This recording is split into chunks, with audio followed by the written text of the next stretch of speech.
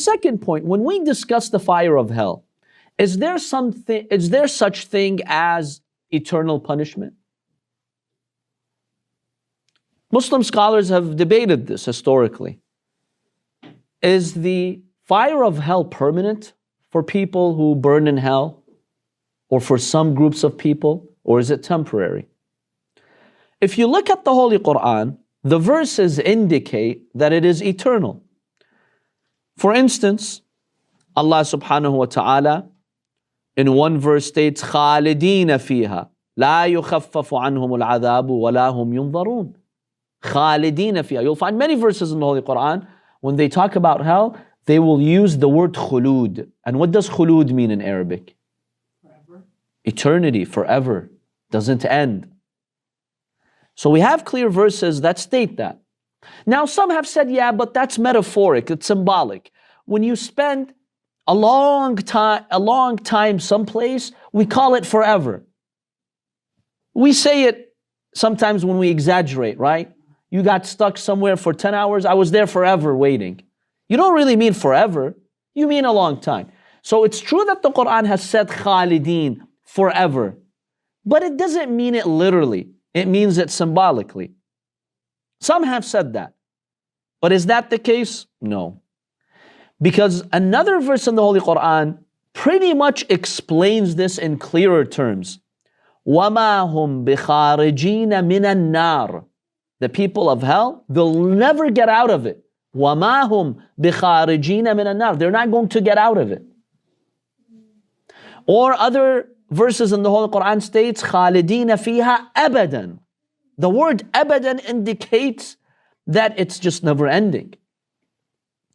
Or another verse in the Holy Quran, Surah Ali Imran verse 88, خَالِدِينَ فِيهَا لَا يُخَفَّفُ عَنْهُمُ الْعَذَابُ وَلَا هُمْ يُنظَرُونَ. Which basically confirms that it's never ending. لَا يُخَفَّفُ عَنْهُمُ الْعَذَابُ. Even the degree of the punishment is not going to be reduced. That all indicates that this is eternal. So some have made the claim that the fire of hell is not eternal, it's not infinite in time, into the future.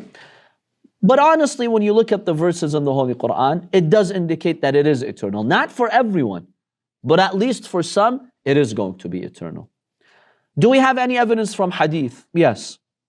The Prophet ﷺ, according to one hadith attributed to him, he says, لو قيل لأهل النار إنكم ماكثون في النار عدد كل حصاة في الدنيا لفرحوا بها. If the people of hell would be told that you'll stay in hell how long? As many years as there are grains of sand on earth. How many grains of sand are there on earth? Billions? The Prophet says in this hadith, if the people of hell would be told that's how much time you'll spend in hell, they'd be happy. Why? Why would they be happy? They know it'll end one day. Okay, let's handle this for billions of years.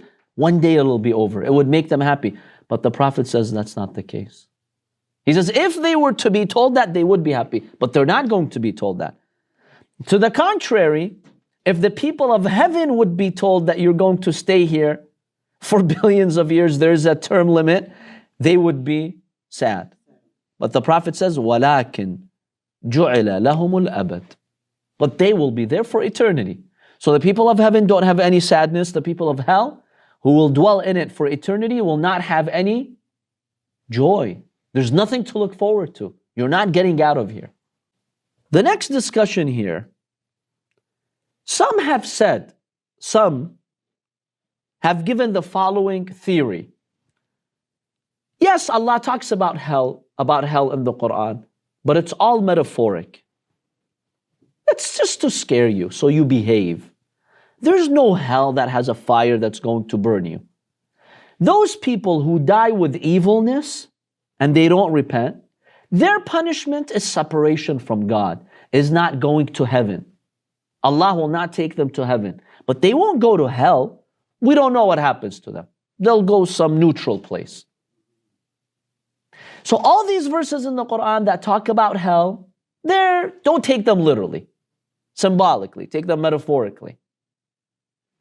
And they've said the following, that خلف الوعد قبيح وخلف الوعيد ليس بقبيح.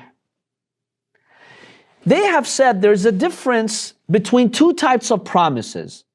One of them is an inappropriate, God does not do. One of them is fine.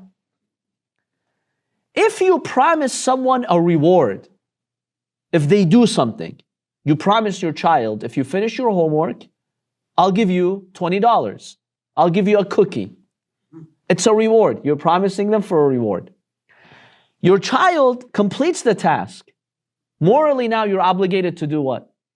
Give them the reward. If you don't, that's unjust, inappropriate, unwise. Allah doesn't do that. If Allah denies the people of heaven, yes, there's a logical problem here, a rational problem. Because Allah promised the good doers heaven. So if He denies them heaven, that's inappropriate. That's not just, it's not fair. However, if you promise or threaten someone with punishment if they do something, but then you decide to forgive them, is that wrong? You tell your child, look, stop whatever you're doing right now. They're doing something not good. Tell them stop. If you don't stop, I'll ground you. I'll hit you. I'll do something. The child did it anyway. Are you morally obligated to go and administer the punishment? What do you say? Or you could change your mind and say, you know what? I'll forgive you. You can. It's not inappropriate. It's not unjust. When it comes to the reward, you have to honor the promise. But when it comes to the punishment, no, it depends. You can honor it or you cannot. You don't have to honor it. So these people who believe in this theory, they're like, yes, Allah has promised hell for the evildoers, but He doesn't have to follow through.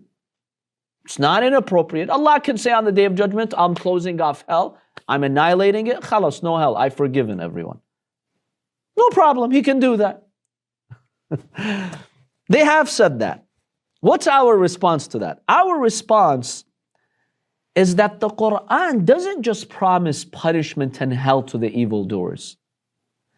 The Quran depicts for us images of the Day of Judgment in hell.